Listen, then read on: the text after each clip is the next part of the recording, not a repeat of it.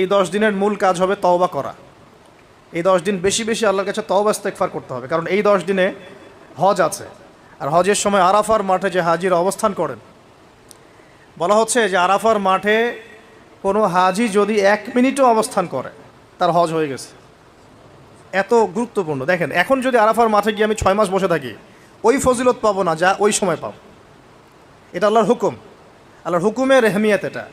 এখন যদি আপনি আরাফার মাঠে বসে থাকি সারাদিন সারা রাত, ওই ফজিলত পাবো না যেটা হজের সময় পাওয়া যাচ্ছে। হজের মাঠে আরাফার মাঠে যত হাজিরা আসবেন, লক্ষ লক্ষ হাজি, তাদেরকে উদ্দেশ্য করে আল্লাহ পাক বলেন, ফেরেশতাদেরকে বলেন, দেখো আমার বান্দারা কি চায়, দেখো ওরা উস্কো খুস্কো চুল নিয়ে এসেছে, ধুলো মলিন হয়ে এসেছে। আরেকটা জায়গা আছে যে ওই দিন আল্লাহ রাব্বুল আলামিন এত অধিক সংখ্যক বান্দাকে জাহান্নাম থেকে মুক্তি দেন যেটা আর কখনো দেন না, এবং ওই দিন শয়তান নিরাশ হয়ে পড়ে। তাহলে এই 10 দিনে আমরা যারা যেতে পারছি না হজে, আমাদের কাজটা তাদের সাথে একাত্মতা পোষণ করে তওবা করতে থাকে। মানে ইউনিটিটা কেন? যেমন ধরুন একটা হাদিস বলি যে আরাফার জিলহজ মাসের চাঁদ ওঠার আগেই যারা কুরবানি করতে সক্ষম, আমরা যারা কুরবানি করতে চাই, তাদেরকে নখ চুল এগুলো কাটতে নিষেধ করা হয়, তাই না? চাঁদ উঠে গেলে নখ চুল এগুলো কাটতে নিষেধ করা হয়, এটা হাদিসেই আছে। আর এর আগে কেটে ফেলতে বলা হয়, যে নখটা আগে কেটে ফেলেন, চুলটা আগে কেটে ফেলেন, দাড়ি আবার কাটতে যায় না, নখ আর চুল। তাতে কি হবে, আমরাও একটা ওই যে যারা আমরা মানে হজ করতে যেতে পারি নাই, তাদের সাথে আমাদের একটা একাত্মতা হলো। কিন্তু তারাও যেমন এগুলোকে স্যাক্রিফাইস করলেন, আমরা আমাদের জায়গা থেকে স্যাক্রিফাইস করলাম এবং এই নেকিটা পেলাম, একটা কুরবানি নেকি পেয়ে গেলাম ইনশাআল্লাহ। কিন্তু আমি কিন্তু ওখানে গিয়ে কুরবানি করতে পারি নাই, তাহলে সারা মুসলিম বিশ্বের সাথে একটা একাত্মতা পোষণ করা হলো, ইউনিটি দেখা হচ্ছে এখানে। এই জিনিসটাই ওখানে তারা তওবা করেন, আমরা এই সারা এই 10টা দিন 10টা রাত তওবা ইস্তেগফার করতে থাকবো। আল্লাহ পাক তৌফিক দান করেন। আমি কমপক্ষে দিনে 100 বার আস্তাগফিরুল্লাহ ওয়া আতুবু ইলাইহি এটা বলা উচিত। এরপর একটা বললাম নিয়াত, এরপরে তওবা। এরপরের কাজটা হচ্ছে, বলে ফেলেছি অলরেডি, যে আমাদের চুল নখ যেগুলো আছে এই 2-3 দিনের মধ্যে কেটে ফেলবেন। আগামী সোমবারে কিন্তু শুরু হচ্ছে আমাদের, তাই না? আগামী সোমবারে প্রথম জিলহজ শুরু হচ্ছে আর কি। তাহলে যদি সওম রাখতে চান তাহলে রবিবার রাতে সাহারি খেতে হবে। তো চুল নখ এগুলো যা যা আছে অন্য জায়গার পশম, এগুলো উঠিয়ে ফেলতে হবে, কামিয়ে ফেলতে হবে। ইনশাআল্লাহ একটা কুরবানির নেকি পাওয়া যাবে ইনশাআল্লাহ, অল্প একটু আমল করবে। আর 4 নম্বর কাজটা হচ্ছে, এই 10টা দিন একটা ট্রেনিং সেশনের মতো নিয়ে নেই। 10 দিন 5 ওয়াক্ত নামাজটা জামাতে পড়ার চেষ্টা করি ইনশাআল্লাহ। আর যদি কোনো কারণে মিস হয়েও যায়, বাসায় টাইম টু দ্য টাইম পড়তে, অন দ্য টাইম পড়তে হবে, একদম টাইমের মধ্যে, ওয়াক্তের মধ্যে। কোনো কারণে মিস হতে পারে, স্বাভাবিক, মানুষ বিভিন্ন সফরে থাকতে পারেন, প্রতিবন্ধকতা থাকতে পারে, কিন্তু বাসায় পড়লেও ওয়াক্ত মতো পড়ে ফেলতে হবে। মানে এই 10 দিন ট্রেনিং হবে নামাজের, কারণ এই 10 দিনের যে আমলগুলো, এর মধ্যে কিন্তু নামাজ অন্যতম একটা গুরুত্বপূর্ণ আমল। দেখুন, যার নামাজ নাই তার কিন্তু ইসলাম নাই, বাকি আমল অনেক পরের কথা। যার নামাজ নাই তার সাথে ইসলামের কোনো সম্পর্ক নাই। মানে তারাকা সলাতান মুতাআম্মিদান ফাকাদ কাফার, কেউ যদি ইচ্ছাকৃতভাবে তার উপর অর্পিত ফরজ নামাজকে ছেড়ে দেয়, সে কাফের হয়ে গেল। এটাই সবচেয়ে স্ট্রং ফতোয়া, সবচেয়ে মানে সহজ এবং নরম ফতোয়া দিয়েছেন ইমামে আজম আবু হানিফা রাহিমাহুল্লাহ। তার ফতোয়া সবচেয়ে নরম, বাকিদের আরও অনেক কঠিন।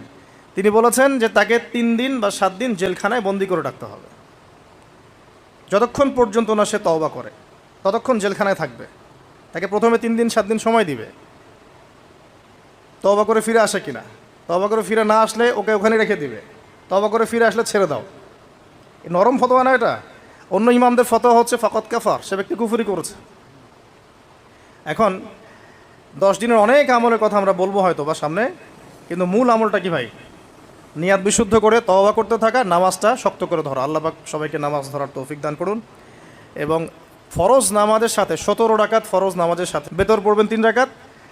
আর চেষ্টা করবেন যে 12 রাকাত এক্সট্রা নামাজ পড়ার জন্য। 12 রাকাত এক্সট্রা নামাজ মানে ফজরের আগে 2, জোহরের আগে 4 এবং পরে 2, মাগরিবের পরে 2, এশার পরে 2। এই যে 12, এটা যে ব্যক্তি পড়বে তার জন্য জান্নাতে একটা করে ঘর তৈরি করা হয়।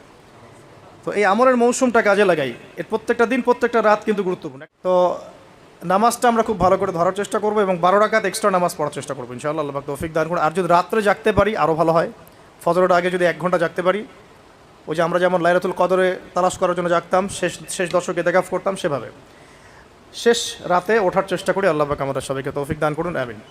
এবং এই সময় বেশি বেশি দোয়া করা উচিত, বেশি বেশি জিকির করা উচিত, তাসবিহ তাহলিল করা উচিত, এবং বেশি বেশি সলাতের সেজদায় আল্লাহর কাছে নিজের চাওয়াগুলো পেশ করা উচিত। আর এরপরে আমরা যে কাজটা করব এই 10 দিনে, সেটা হলো সওম রাখা, গুরুত্বপূর্ণ কাজ, রোজা রাখা। আমরা চেষ্টা করব 10টা রোজা রাখার জন্য। যদি না পারি অন্তত পক্ষে আরাফার সওম। আরাফার সওম কবে, এটা নিয়ে আরেকটা বিতর্ক সামনে আসছে আহলুল ফেসবুক ওয়াল জামায়াতের মধ্য দিয়ে, ঠিক আছে? 10 তারিখে রাখবেন না 9 তারিখে রাখবেন, এটা নিয়ে একটা বাহাস আবার সামনে আসবে। তা আমি আমার পক্ষ থেকে আপনাদেরকে একটা সলিউশন দিই যে আরাফার সওম 9 তারিখ, ঠিক আছে? আরাফার মাঠে যেদিন হাজিরা থাকবেন, অনেক কনফিউশন দেখতে পারেন, আপনি 2 দিনই রেখে দিবেন, ঝামেলা শেষ। কোনো সমস্যা, একটা রোজা রাখলে কি এমন হবে? আরও ভালো, আমরা তো ইয়াং, আমরা রাখতে পারবো ইনশাল্লাহ, না খেয়েও রাখতে পারবো ইনশাল্লাহ। পানি যদি নাও খেতে পারেন, এক ঢোক পানি খেয়েছেন সাহারিতে, ওটা দিয়ে রোজা রাখা যাবে না ইনশাল্লাহ?